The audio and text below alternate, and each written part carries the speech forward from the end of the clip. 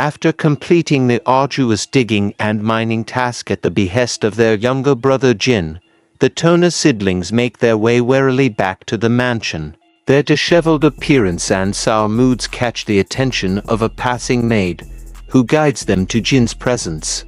Jin warmly greets his returning siblings, though their roughed-up state and evident frustration are not lost on him. In a gruff tone, one of the brothers demands their promised reward. "Where's the soup, Jin? We did what you asked." Jin, unperturbed, gestures towards a nearby table where a small bowl awaits. Daytona's face lights up at the sight, relief flooding through him, until he realizes the paltry portion. Utterly confounded, both brothers question the adequacy of their reward. Jin, maintaining his composure, calmly retorts, "I fulfilled my promise, didn't I? Enjoy what you've been given."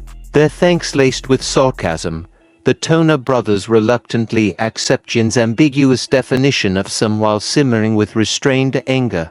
Outside the storm castle, Jin, draped in a cape, pulled back his hood to inspect the work his brothers had done. Expecting a lackluster effort, Jin was pleasantly surprised by the quality of their work as he surveyed the half-exposed blank wall. Testing its thickness with a tap, he muttered, "For this thickness, I think 1-star magic should suffice." Frustration brewed within him as his mana built up, unused. Conjuring a green magical ball, he struck the wall, revealing a hidden seal that crumbled the barrier to rubble. With determination, Jin strode towards the chained door, relief washing over him as he beheld Runcandel's secret library beyond. It felt surreal to tread where he'd never ventured in his past life. Remembering his brother's advice about a trigger phrase, Jin smiled as he recited, "Runcandel's child is here to console Morkan." The door responded, opening to grant him access. This sacred repository held the secrets of generations, accessible only to the chosen flag-bearers of Runcandel. Jin's prior exclusion now proved invaluable as he navigated the library's depths. However, his discoveries took a startling turn when he encountered a tube containing a figure with distinctly non-human scales, leaving Jin baffled and questioning the very nature of the being before him.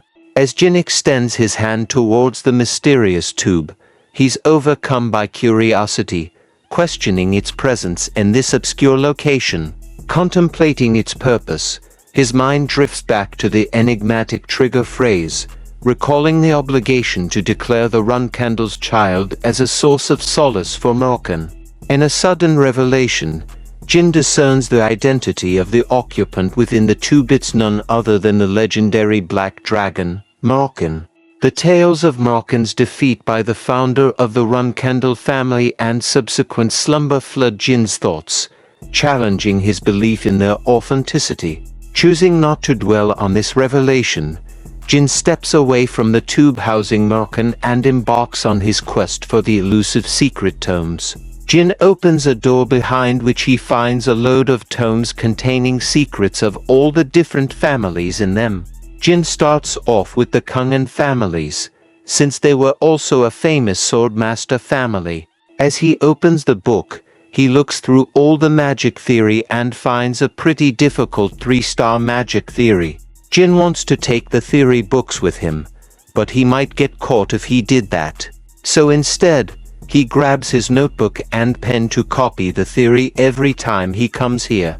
Inside the castle, while Jin is reading his book, the maid brings him some food to eat. Jin goes back into the secret library and starts to write down things in his notebook. But all of a sudden, he hears someone. Jin gets up from his seat to look through the door, thinking that there's no way that anyone from the Storm Castle could enter the library. But as Jin opens the door, Morkan, with a menacing look, looms over Jin behind the door and asks Jin, "What are you?" Jin, shocked by what he's seeing, tries to think why Morkan would be awake at this time of his life, as he had never heard of Morkan being awake in his previous life. Jin, calming himself down, thinks that since Morkan is the family's guardian dragon, Maybe he'll let Jin go if he shows respect and acts like a little child. Acting like a child, Jin mumbles to Morkan. Runcandel's child greets the family's guardian. Morkan, not happy with what Jin just called him, asks if he really called him a guardian. Morkan, flustered and angered by Jin's words, shouts at Jin as he covers his ears, repeating why Jin called him a mere guardian. Morkan, already going off on Jin, shouts that he wants to teach the Runcandels a lesson as to why they are teaching their children such nonsense. Tired of shouting, Morkan sits on his legs and gives off a big sigh while confirming that his reason for getting up was because he smelled something good, but as of now, all he could see is a child. While leaning towards Jin, Morkan smells Jin, to which Jin is freaked out by his actions. Morkan states why he can smell shadow energy from Jin, even though for the past 1,000 years, all he had done was sleep.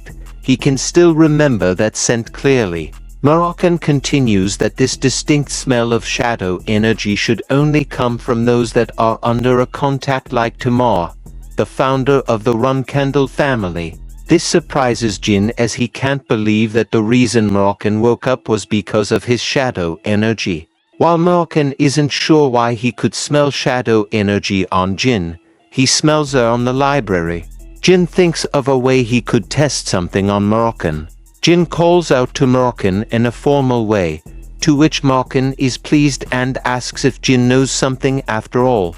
While forming a black fireball, Jin asks Morkan if he was talking about this and continues that his father told him that this power is from the god of shadows, Solderit. Morkan, with a shaken voice, asks Solderit if he is joking and if he is serious that the contract after 1,000 years that they had promised is a little child. As Morkan goes on both his knees from disbelief, he calls out to Jin, to which Jin answers politely. Morkan tells Jin that he made a promise with Solderit, and it seems that the person who needs to cooperate with him to keep the promise is Jin.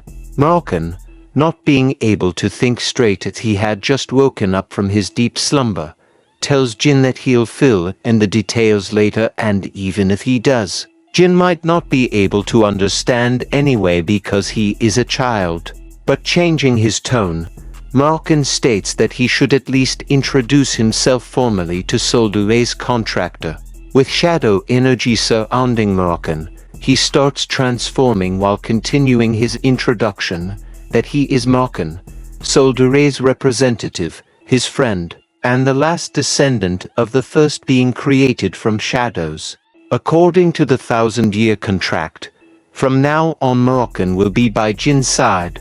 As Morkan finished transforming into the dragon, he asks Jin to introduce himself as he is Solderet's contractor.